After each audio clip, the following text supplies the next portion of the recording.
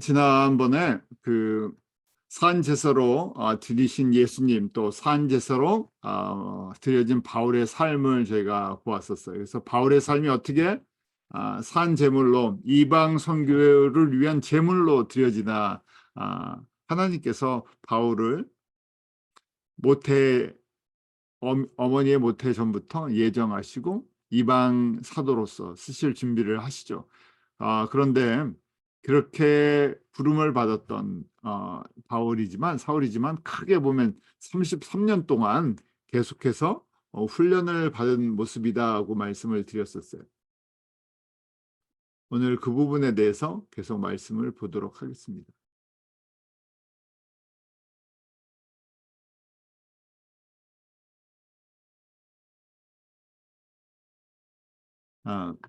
바울의 지난번에 저희 보면 첫 10년, 35년부터 45년은 홀로 훈련을 받는 기간이었다. 그래서 다메섹에서 예루살렘으로 가기 전에 저희가 3년 동안 아라비아, 그 다음에 7년 동안 다소에서 훈련을 받았다. 그 훈련 받는 과정 속에 또 삼층천을 경험하는 시간을 가졌다. 그리고 말씀을 드렸어요.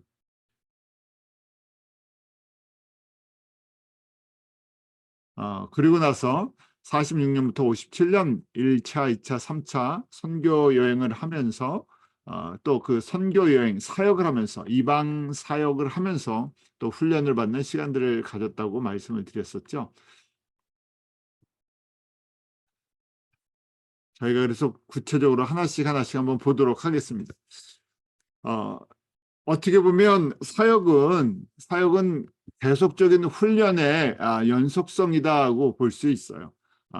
그래서 현장 교육이다, field education이라고 말씀을 드릴 수 있죠. 저희가 그냥 강의실에 앉아서 수업을 하는 것, 신학교나 뭐 학교에서 공부를 하는 것은 아카데믹한 그냥 공부, 그냥 교실에서 공부를 하는 건데, 사역은 현장에서 직접 실습하면서 훈련을 하는 것인데, 크게 보면 사역이지만 개인에게 적용하면 사역을 하면서 현장 속에서 하나님께서 나를 거룩한 산 제물로, 성결의 제물로 성령의 열매를 맺는 과정으로 인도하시는 기간이다고 볼 수 있죠.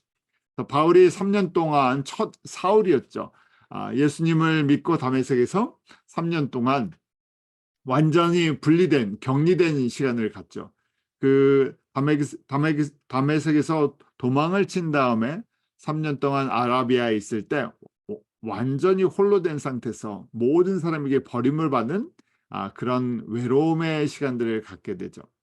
그러고 나서 3년이 끝나고 다메섹에서 예루살렘을 방문할 때 철저하게 예루살렘 교회에서도 배타적인 모습을 갖습니다.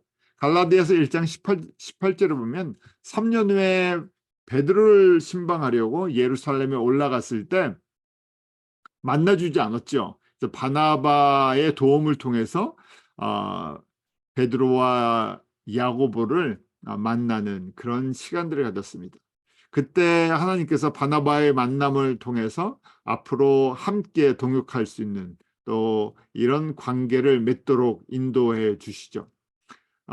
왜 이 교회에서 배타적인 모습을 가질 수밖에 없었냐면, 사울이었을 때 예루살렘 교회와 다메섹까지 쫓아가면서 스데반을 죽이는데 앞장서고 교회를 핍박하는데 앞장섰기 때문에 항상 사울에게는 좋지 않은 이미지가 예루살렘 교회 입장에서는 쫓아다녔죠. 저 사람 때문에 예루살렘 교회에 엄청난 핍박과 어려움이 있었다는 그런 과거의 상처가 있어서 쉽게 좋은 관계를 맺지 못했었던 모습이 있어요. 그 후에 다시 자기의 고향 다소에 가서 7년 동안 무명의 전도자의 삶을 삽니다. 고향에 돌아갔을 때 이제 뭐 과거에 유대인으로서 바리새인으로서의 신분이 아니라 철저히 모든 것을 버린 신분, 또 예루살렘 교회에서는 소외된 신분으로서 혼자 말씀과 전도 사역을 했던 기간이죠. 이렇게 외로움 속에서 혼자 사역을 할 때 예수님께서 특별한 은혜의 시간을 허락하십니다. 그것이 고린도후서 12장에 있는 내용인데 셋째 하늘을 경험하는 것이죠. 고린도후서 12장에 보면 어, 자신의 얘기를 3인칭으로 이야기를 합니다. 그리스도 안에 있는 한 사람을 안다. 내 자신의 얘기였는데 14년 전에 셋째 하늘에 이끌려간 자라 하면서 몸 안에 있었는지 몸 밖에 있었는지 모르는데 3층천을 경험했던 특별한 비전을 보았던 것을 이야기를 합니다.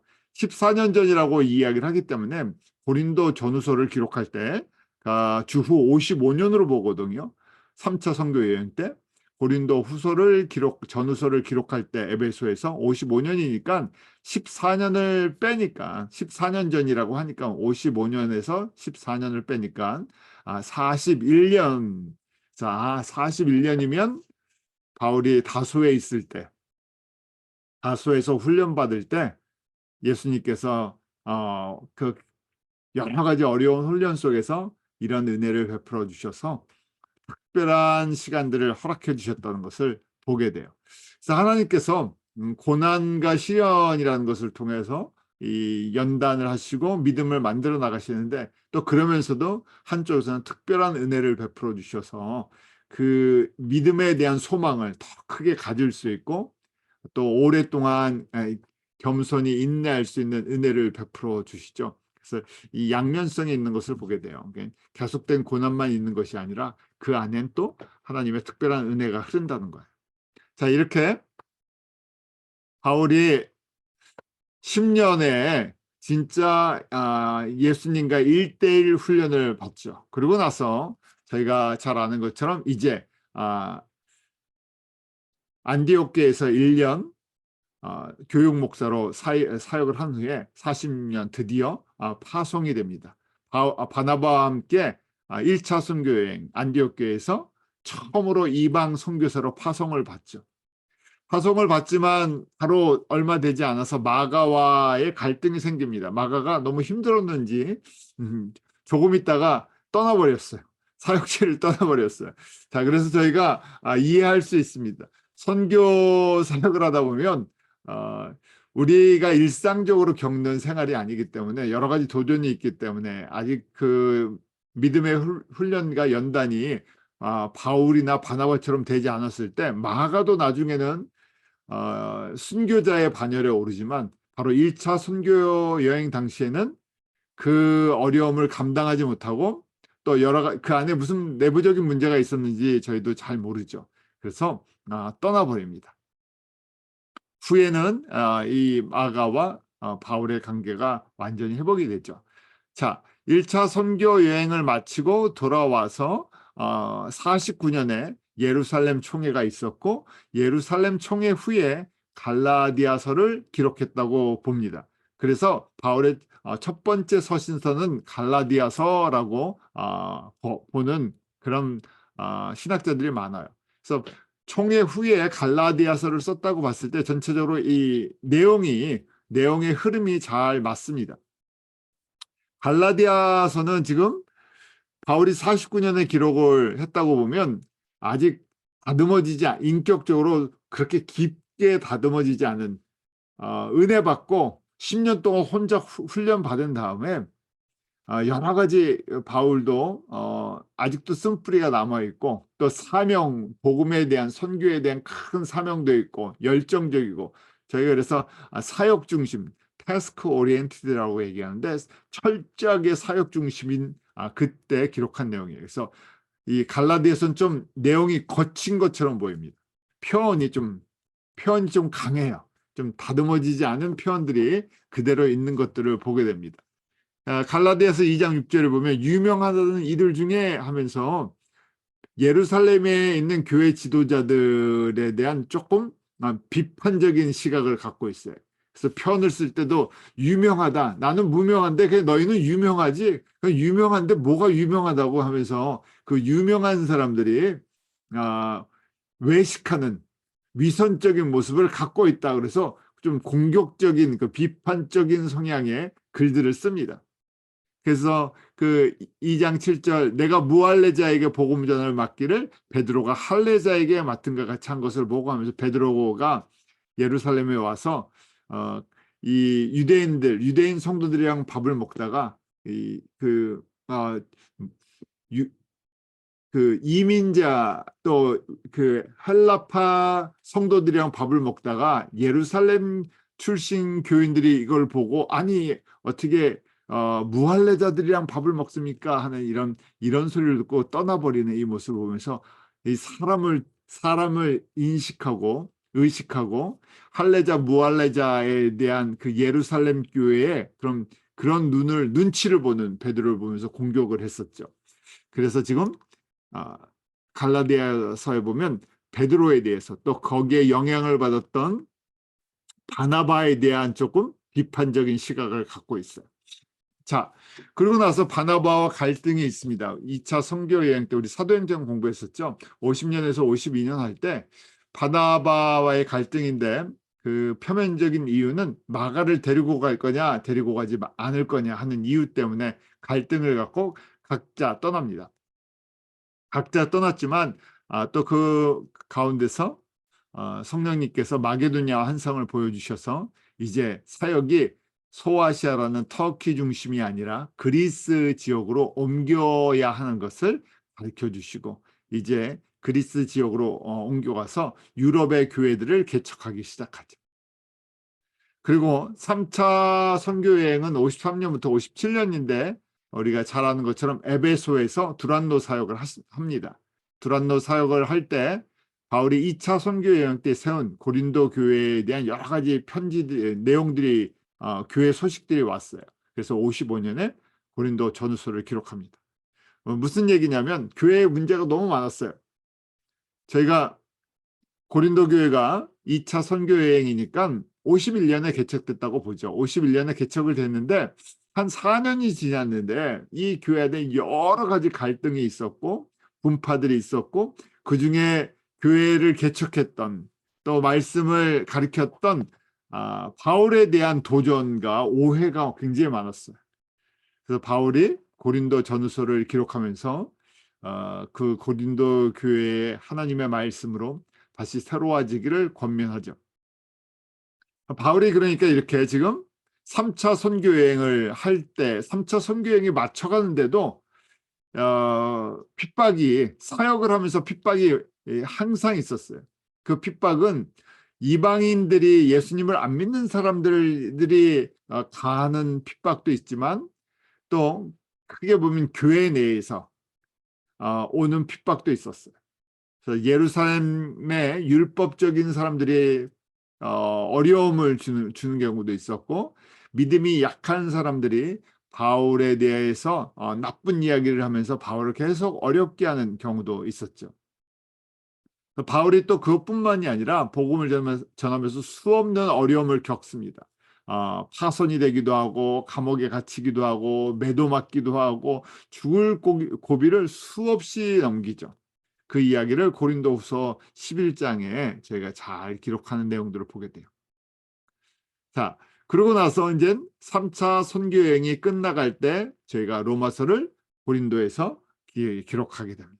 그러면서 바울이 지금 12장 이 산제서로 드려지는 삶이 성결의 삶이라는 것을 고백하게 됩니다. 바울의 신학을 1장부터 11장까지 정리해줬죠. 교리 부분을. 1장부터 8장은 믿음으로 의로워지는 것이다. 9장부터 11장은 이 예수 그리스도의 복음이 유대인들에게 먼저 전해졌지만 이방인의 충만한 숫자를 채운 다음에 다시 유대인을 구원하시는 것이 하나님의 구원의 신비한 계획이다. 그래서 이것을 깨달은 사람은 산제사로 복음의 산제물로 드려져야 된다. 예수님께서 산제물이 되신 것처럼 바울 자신도 산제물이 되어야 되고 또 지금 이 로마에 있는 성도들도 로마에 있는 제자들도 산제물이 될 때 로마 제국 복음화가 일어난다는 거예요. 그래서 지금 12장부터 15장이 어떻게 로마에 있는 제자들이 산제물이 돼서 이 복음이 로마 제국 전체로 퍼져나갈 수 있는 것인가 하는 그 가장 중요한 성결의 삶이 무엇인지 성결의 삶은 산제물로 드려지는 제사라는 것이었죠. 그래서 바울이 그 다음에는 저희가 아는 것처럼 58년에서 68년 나머지 10년은 예루살렘에서부터 1차 투옥되고 잠시 풀려났다가 2차 투옥되고 순교하는 과정입니다.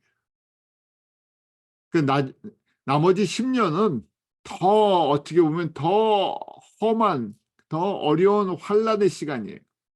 그런데 바울이 이 환란을 피하려고 하면 얼마든지 피할 수 있겠죠. 인간적으로 이것을 피하는 것이 아니라 그 가운데서 계속해서 자신이 산제사로 드려지는 삶을 삽니다. 예루살렘에서 있다가 유대인 회당과 가이사라 로마 총독부에서 복음을 전하죠. 2년 동안 로마 총독부에 갇혀 있었어요. 그런데 그것을 로마 총독과 군인들과 유대인 왕 헤롯 왕가의 복음을 전하는 기회로 삼지요.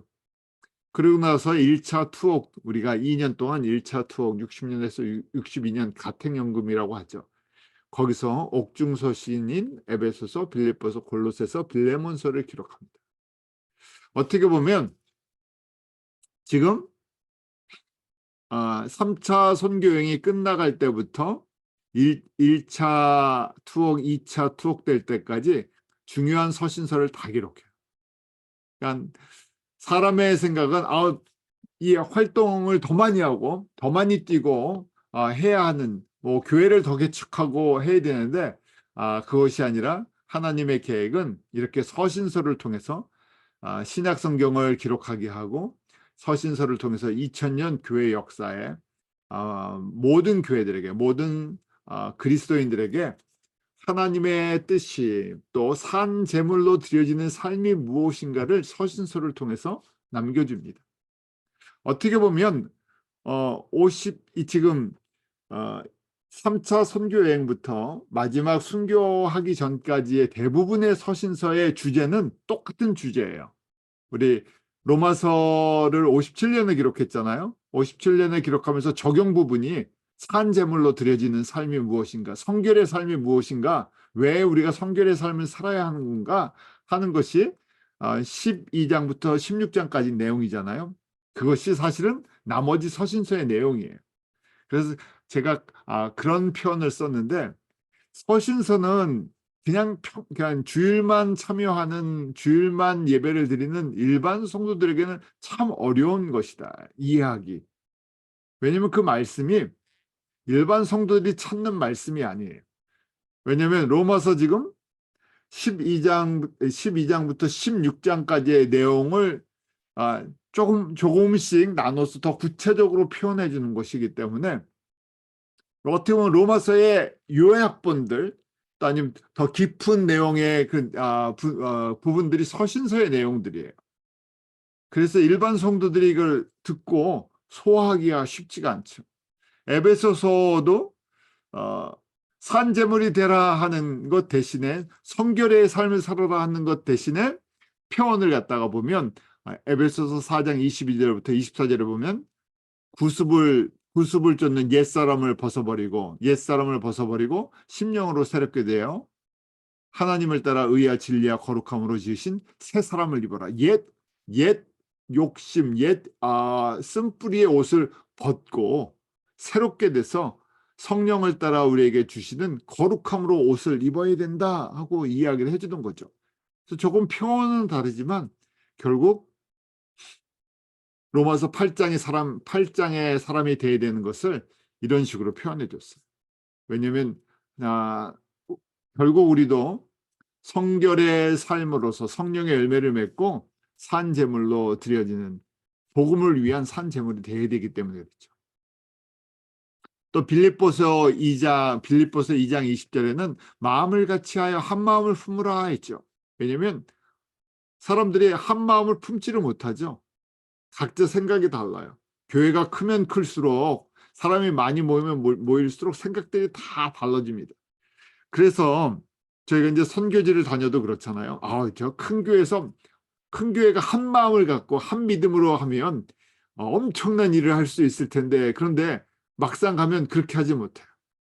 저희 파라과이도 가고 아프리카도 가고 또 기회가 있으면 다른 각자 다니시는 교회에서, 섬기시는 교회에서 선교지를 방문하는데 규모가 있는 교회에서 이거 하나 맡아서 집중하면 멋지게 사역하고 열매 잘 맺을 수 있을 것 같은데 그게 참 안 되는 것들을 보게 돼요.